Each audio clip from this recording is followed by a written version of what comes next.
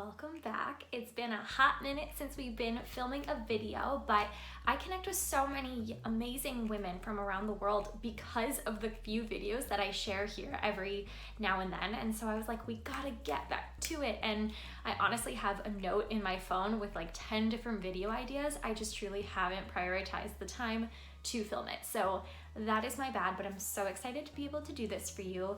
Today, we're going to be filming a little bit of a life update that'll be super duper short, and then I'm going to talk about my number one tip to prevent title holder burnout. This tip is going to be fantastic for any contestants or title holders in pageantry, and it's such a passionate topic of mine, which you're going to learn about, and it's going to be really, really valuable to helping you prepare to be the queen and really set yourself up for success when you do win your crown. So stay tuned to the end for that. Other than that, I want you to go grab yourself a drink of water because you're probably dehydrated, and let's go into it. So to start, like I mentioned, I've had a lot going on in life aside from my sister getting married in a couple of months, me going to an international pageant in a few months, running my own virtual pageant, and working just in general, running the business, running the pageant gal, and really supporting all of my clients. One other big life change is coming, and that is that I am moving out. So this will be the first time that I am no longer living with my family, my parents. I'm going to be moving into an apartment with my boyfriend, Carlos, something that we've been talking about probably for 6 months, and it's just taken so much energy to determine, what do we want? Do we want to buy? Do we want to rent? Where are our priorities at? What do we want to do?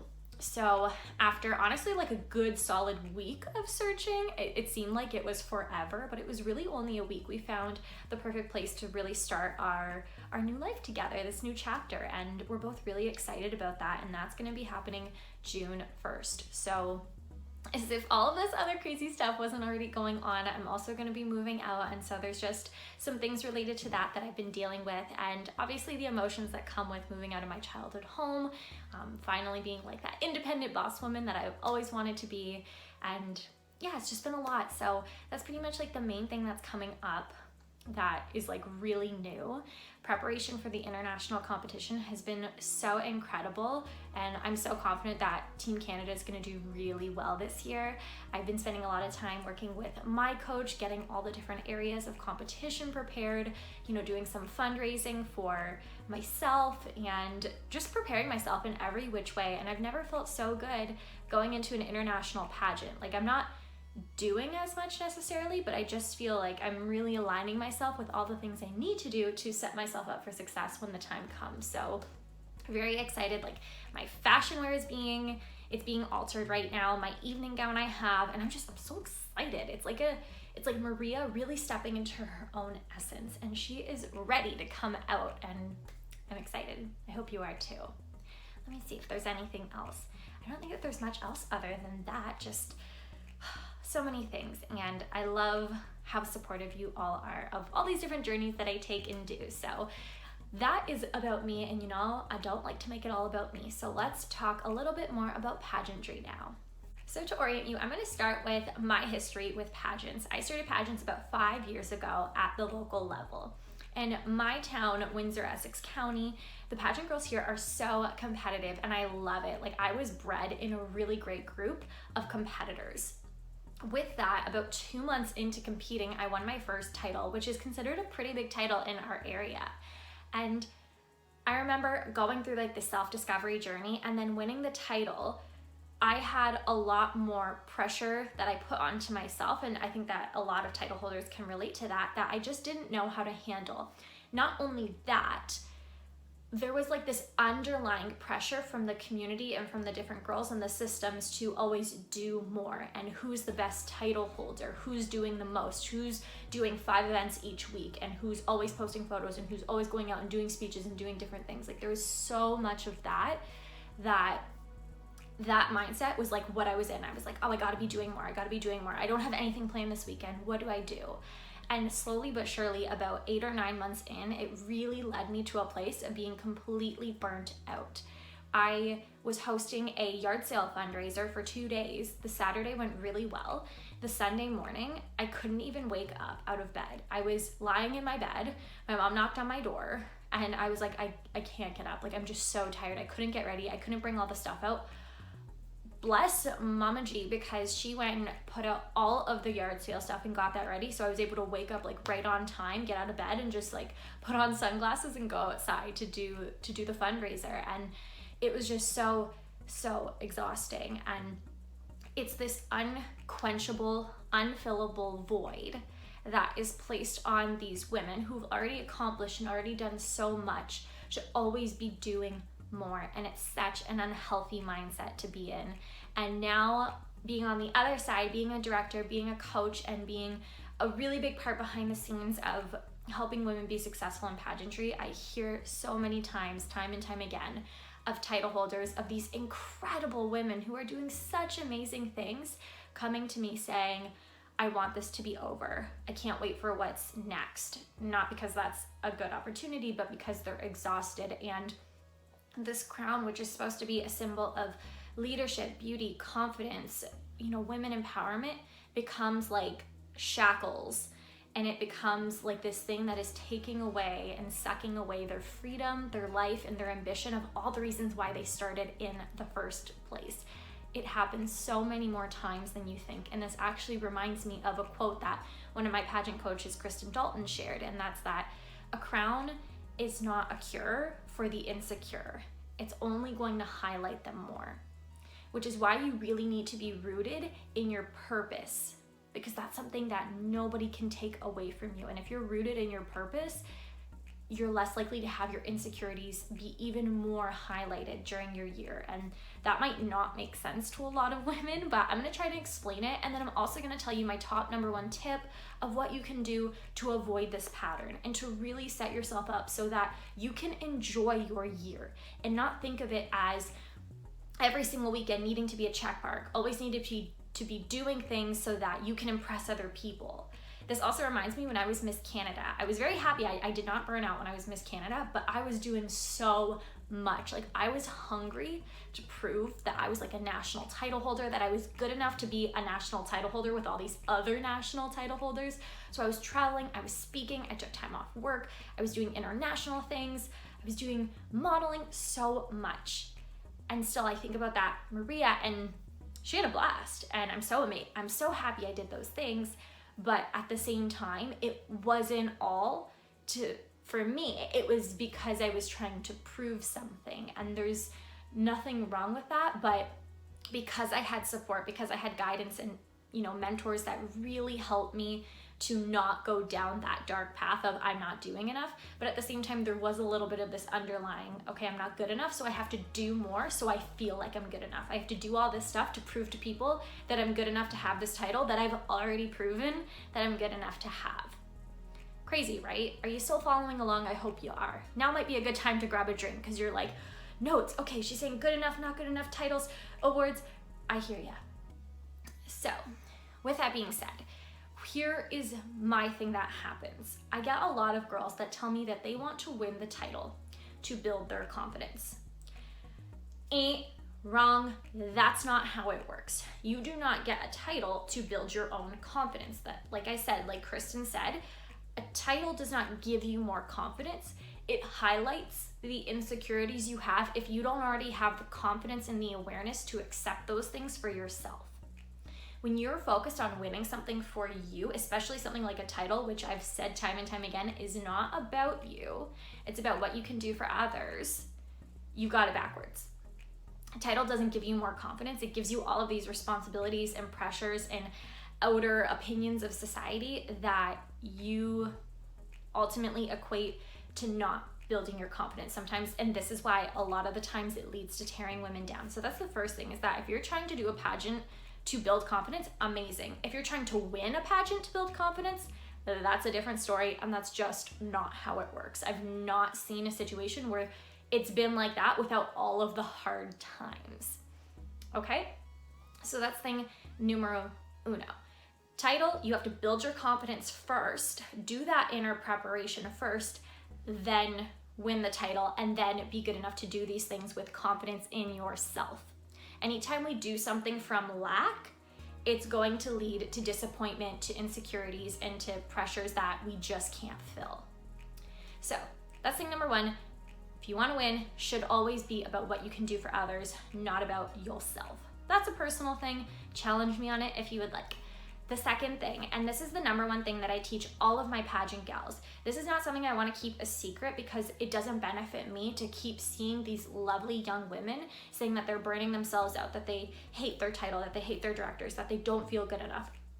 I want to really break that down because I want you to enjoy your year. So the number one thing when you are a contestant competing for a title and you want to win, or you're in a position where you could win, you need to create what's called a 12-month plan.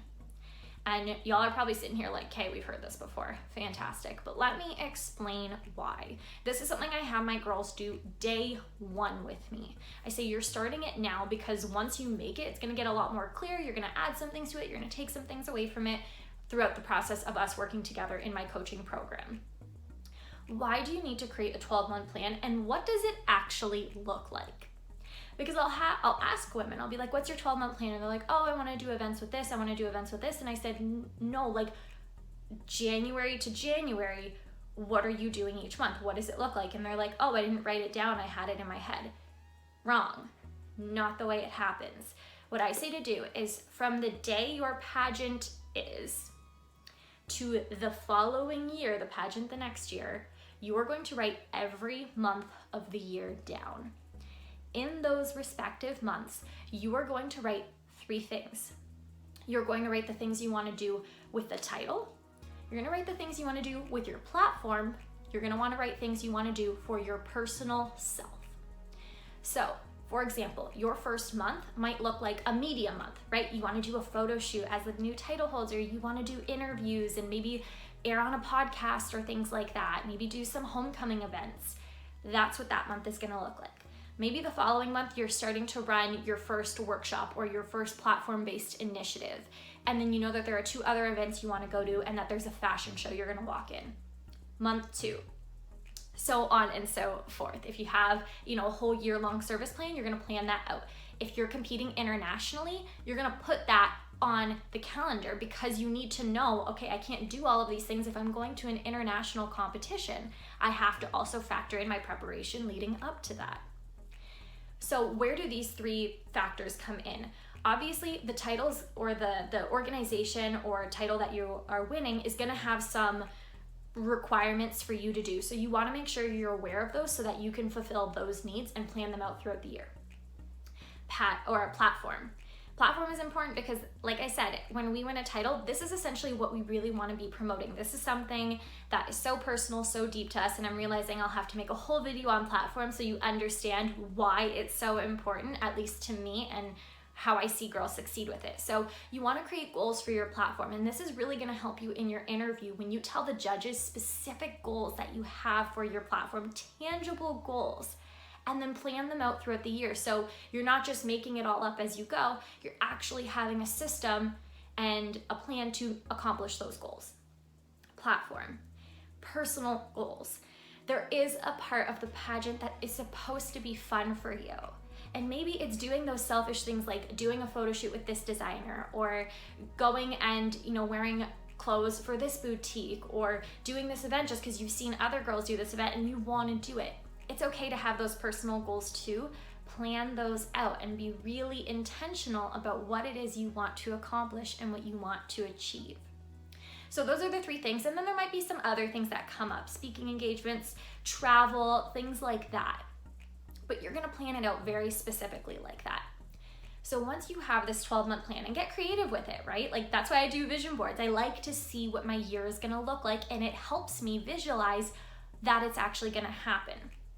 So 2 things happen when you do this. When you create a 12-month plan and you have these goals and you're able to fully visualize the year, your year being the title holder, and you walk into your interview, you walk into your pageant knowing that you didn't just do a couple of mock interviews, you didn't just do some runway practice, like you actually got down in the dirt and figured out, what am I doing, what am I good at, what do I know I want to do, and what do I know is coming up. When you have all of that as your foundational layer and you walk in your interview and into your pageant that way, it is like this armor of confidence that you wear, because it's this knowing that you have a plan, and it's something that you can articulate to the judges, it's something you can articulate to the directors, and it's something that not every girl does. So again, when you're telling the judges, like, I've made this plan, and you're not necessarily explaining month by month, you're not necessarily saying you have a 12-month plan, but when you're able to use these things, these elements in your interview to communicate why you're the best title holder, they are gonna see that you are a woman on a mission who is ready to win. That's key number one. Number two, and this is really where the title holder burnout part comes into play. The day you win, this is what I see happens with girls who don't have a plan. Day one, they win, it's all excitement, and then day two, it's even more excitement, maybe do some interviews. Day three, day four, same thing. Until there becomes a certain point in time where you start to, like, that excitement starts to fizzle out, guilt starts to set in, and pressure starts to set in, and girls start to think, okay, well, what's next? I gotta be doing something, I gotta keep up that excitement, I gotta show people that I'm relevant and that I'm doing things. And they start going here for this event, and they start reaching out to these people to get a sponsor, and they start doing this and that just to try and fill this idea of what they think their year should look like. And this leads to the feeling that your year is hijacked, that you're not in control of what's happening. It's based on your external circumstances and external factors, which leads to disempowering feelings and pressures. And ultimately, when your energy is being sucked out of you that way, burnout. Really important topic. It's not like it's on, like, what's it called, like the DSM-5, the mental health book. It's definitely not in there, but I'm very passionate about it, and obviously I'm coining it as my own term. But that's what happens, is that when you're not in control, when you don't have a clear plan, that's what it leads to. It's like you're always reaching for these rocks or these blocks to go up a wall that just never ends. You never get to the top. But when you have a plan, and you actually set goals, and you know what you want to accomplish, and you're hitting those checks, you're gonna feel like you're accomplishing your own goals. You're gonna feel like you're doing your own due diligence to yourself. You don't have to explain anything to anybody, but you do have to make sure that you're taking care of yourself by knowing and being aware of what it is you want to accomplish. What does a successful year look like to you? Then, when you have people approach you to do a photo shoot or to do an event, you can assess, how is your energy level? What are you feeling about that? Are you able to provide and serve to that community? Amazing. Then you say yes to that opportunity with intention, knowing that you're completing your own foundational goals, like you're staying rooted in your own why, and you're able to help others because you're doing your own work. You're good. You're doing the inner work, and you can go and serve other communities and other people that way. And then also, if the event conflicts with that foundation 12-month plan that you've set, and it's gonna take your energy away, it's gonna make you feel drained, then you can politely say no, or offer something else that you can do for them. I know it sounds really simple, but I've seen it work, and I think it's so, so important that you at least give it a try. This is like one of my top coaching techniques, and it's not something I can do for you, it's something you have to do for yourself. And oftentimes when I tell girls this, on our next session, they'll be like, okay, but what do I do to build my confidence? And I'm like, that's a whole story in itself, but do this, make this plan, get really intentional and really serious about what are pageant, personal, and platform goals that I have. Do I have any of these things down? Do I know what really goes into being a title holder? I promise when you do it at this layer, and when you work with some awesome people and coaches who support you and your goals, you are going to be set up for success, and you are truly going to have the most fulfilling reign in year, whether it's 1 month, 10 months, 16 months, it doesn't matter. It will be so much more fulfilling and rewarding for you, and that's truly what I want for you as a title holder. I want you to enjoy, I want you to serve, but more importantly, I want you to stay true and rooted in who you are and what your goals are, so that you can continue to be a light for other people. My friends, it has been a while since I filmed a video, and we're almost at 20 minutes, so I'm hoping that I'm not disappointing and I'm giving you the good stuff here. But let's all take one more drink together, because again, we're all probably dehydrated, and allow me to digress. I hope and know that I will continue to film more videos. Like, I want to film a vision board update, because as you know, I put moving out on my vision board, and now that's happening. So crazy. So I've definitely got more pageant related videos, confidence related videos, life related videos that I want to film, and I promise I will get to it. But if you have a specific video request you want me to film, please drop it in the comments below so I do not miss it. I will get right to that because I love y'all and I want to make sure that you're getting the most out of my videos and out of me running my mouth, as I say. If you'd like to connect further, go ahead and follow me down below. I always link those social media channels down below, and I'd love to connect you, get to know where you're from, and help you for your next competition or just in life in general. Other than that, I hope you have a great week or weekend wherever you're at, and I'll see you in the next one. Clink. Bye.